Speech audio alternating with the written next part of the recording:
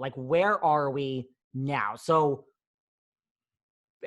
what? Like, just where are we with tell me where we Girardi's? are. Yeah, tell me where And we then are we'll with move like the on. money. Yeah, like with the money of it all. So with Girardi, the most active things right now are the conservatorship proceeding. We're seeing objections in that proceeding. We've seen medical records indicating he has late onset Alzheimer's that's causing dementia. Therefore, he needs this conservatorship. We're seeing his court-appointed attorney saying that the state bar doesn't have standing to object. Edelson PC can't object, and he needs this conservatorship. And the point of the conservatorship is to protect him. And it can end up shielding him from some of this criminal stuff because then he doesn't have the mental capacity or the mindset. Though if he ends up in this conservatorship, it's going to put into question a lot of his recent settlements, whether people were really properly advised. Because if your attorney has dementia, did he really advise you of your rights and what you're giving up? It's going to cause a complete and utter mess.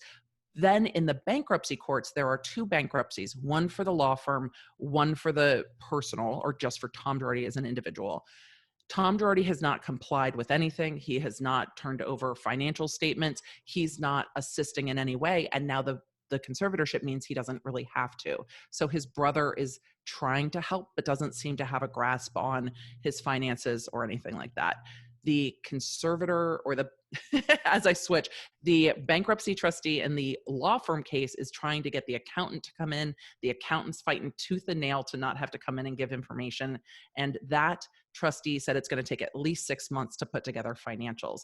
The trustee in the personal bankruptcy just brought in financials saying, this is how much we think the house is worth. The house is going to be put on the market. It's going to be listed. They just filed those documents. They had signed the realtor agreements and the judge just needed to sign it off. That's less than what they had anticipated already. I don't think it's going to sell for what they think it's going to sell for. And we saw these financial records indicating he's bringing in about $2,000 a month in Social Security, that he has a tremendous amount of debts, including things like the dry cleaner and the gardener and a vet, equine vet bill out of Florida for what seems like a racehorse. He had just stopped paying everybody. And then in the personal bankruptcy, the trustee is trying to resolve some of these debts with a past client, the Rui Gomez claims from the PG&E explosion, and is asking for 80% of the sale of the house to go towards the $11 million that they are entitled to. But what comes out of that first is costs, fees, taxes, mortgage, and all of those things. So if the house is listing at 13 million and they're going to get 80% of it after all of the expenses, I hope they get a couple million out of that, but they got a $12 million settlement from PG&E and got $1 million and haven't seen anything since. It's heartbreaking. So Erica came in and asked for her homestead exemption. His ex-wife, Karen, came in and said, by the way, I get $10,000 a month for spousal support. Can we please continue paying me? I'm owed like $90,000 because he stopped paying spousal support months and months and months ago. And that's where we are. We're trying, in the bankruptcy courts, they're trying to put the debtors in order or the creditors in order. They're trying to figure out who owes what, where the money is, what money's coming in. That's much more complicated in the law firm case because remember, he still has clients and active cases that are now having to go to other attorneys, but the other attorneys have to make agreements with the bankruptcy court. It's absolutely a mess. And all of those other lawsuits against him will come into bankruptcy because now the bankruptcy court is in charge of all of the things. Like they own your life. They're going to sell all your stuff. But we're starting to see like these cars are all leased and, you know, that maybe they don't own as much as we thought that they would. But what we haven't seen yet that I am waiting for is the breakdown of the art, the clothes, the jewelry.